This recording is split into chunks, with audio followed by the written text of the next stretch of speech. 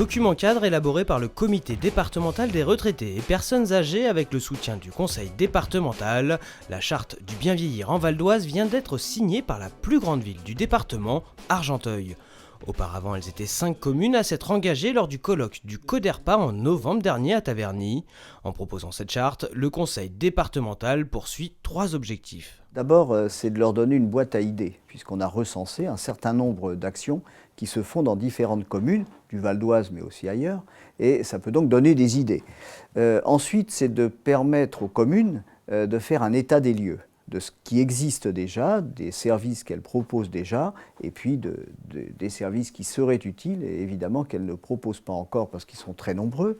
Et puis enfin, c'est de leur donner une feuille de route, et qui devrait normalement déboucher sur un suivi, alors dont elles sont entièrement libres, mais on proposera à chaque commune que le suivi soit annuel, et puis qu'annuellement aussi le conseil départemental puisse réunir toutes les communes signataires pour échanger entre elles de ce qu'elles font, de ce qu'elles ne font pas, de ce qu'elles voudraient faire, et de leurs projets d'une façon générale à destination des seniors.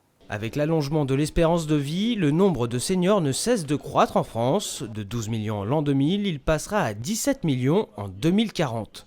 Un enjeu de taille pour les communes qui ont déjà mis en place de nombreuses initiatives à destination des personnes âgées. C'est le cas à Taverny où Laetitia Boisseau, conseillère départementale en charge des seniors et maire adjointe déléguée à l'action sociale, fait vivre l'esprit de cette charte. La charte en fait c'est quoi?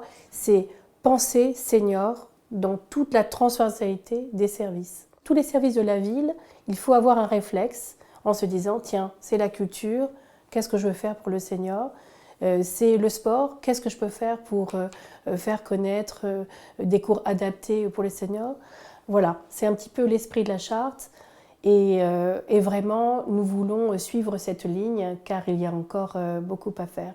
Et des initiatives, les villes du Val d'Oise, des plus petites aux plus grandes, n'en manquent pas. C'est le cas à Chaumontel, 3400 habitants. La commune a signé la charte en novembre dernier. Ici, la mairie a mis en place notamment la voiture des aînés pour faciliter la mobilité des seniors. Et d'autres projets sont en cours. Nous souhaitons en tous les cas conserver le plus longtemps possible nos aînés sur la commune.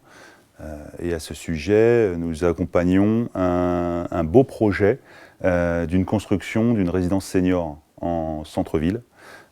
Nous l'accompagnons et nous avons avec le promoteur un certain nombre d'exigences et j'espère que les travaux commenceront dès la fin de cette année de façon à ce qu'ils puissent être livrables, il faut compter à peu près 2 ans.